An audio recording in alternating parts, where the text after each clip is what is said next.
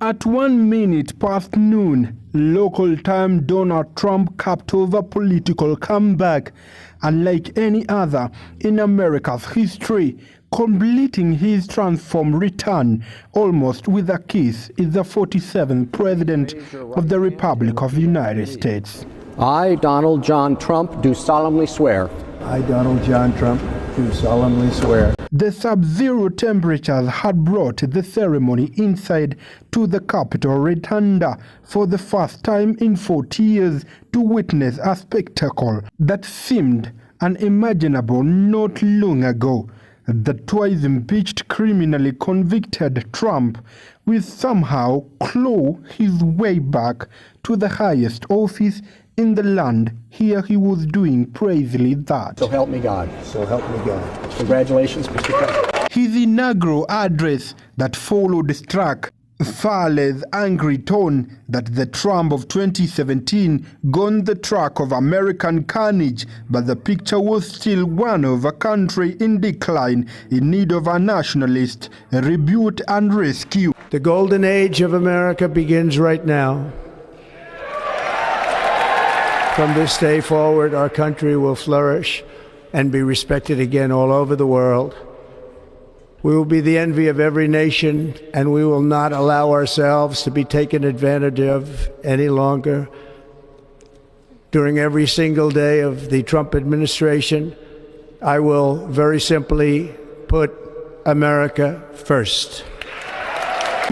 The ceremony took place in a very hall his supporters had ransacked 4 years ago. No mention of that, with instead a reference to the failed attempt on his life. My life was saved for a reason. I was saved by God to make America great again.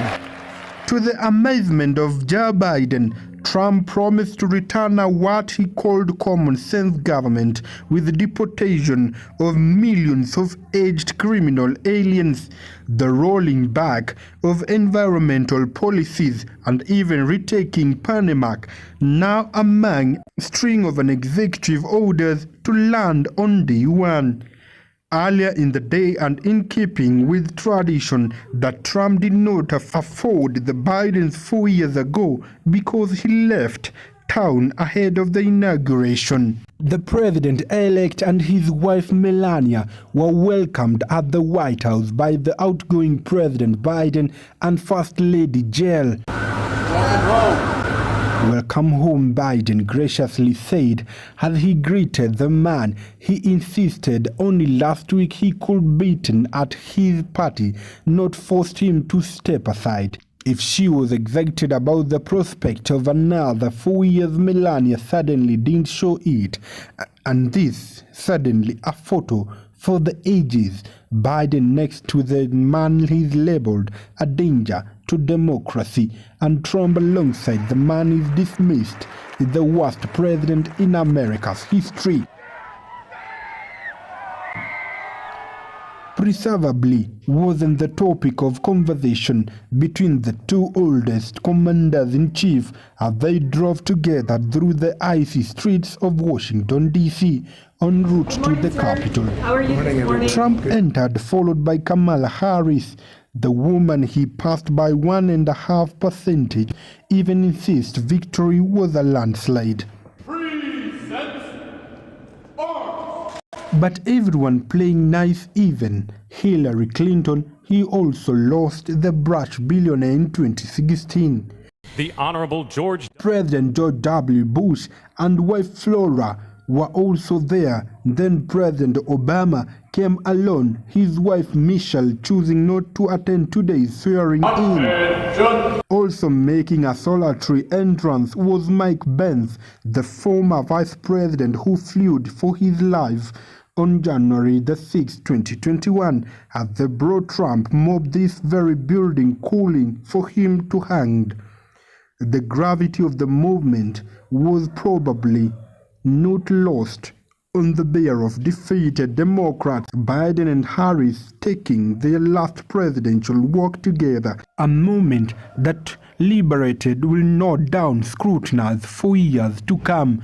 Inside was a man Biden last week labeled the new oligarchy. The tech titans like Mark Zuckerberg of Facebook, Jeff Bezos of Amazon, and Google Sundar Pichai, and the ever-present Trump whisperer Elon Musk, all of who are now standing proud with the MAGA president and rewarded with prized access of detonating millions of dollars to his inaugural fund.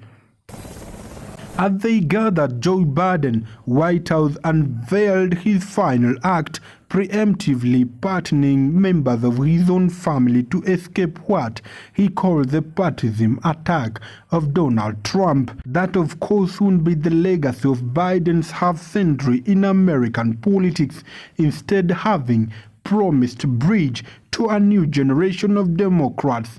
Biden will forever go down as president who instead handed the country back to Donald Trump. You elected, re-elected Donald J. Trump. Economic growth, less government.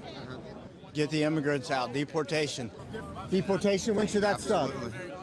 Today. I'm hoping for him to basically shut down all this illegal send him out of this country, I'm sorry about the language, but no, clear him out of this country and get us straightened out. They being? As far as all the illegal immigrants and all that. They came here wrongfully. Trump hat. I tend not to idolize humans. I'm sorry, I'm not one of those people. God's supreme. However, I feel like in how he's designed, he's just designed to kind of brute force make it a good country for the entrepreneurs. He just wants it to be healthy. We need an economy that thrives. Same, looking for change. A lot of change. Oh, it'll come. It's coming. The hammer's coming. I think it's going to be better than it ever was. Victor Magdalenson, World Media KE, reports.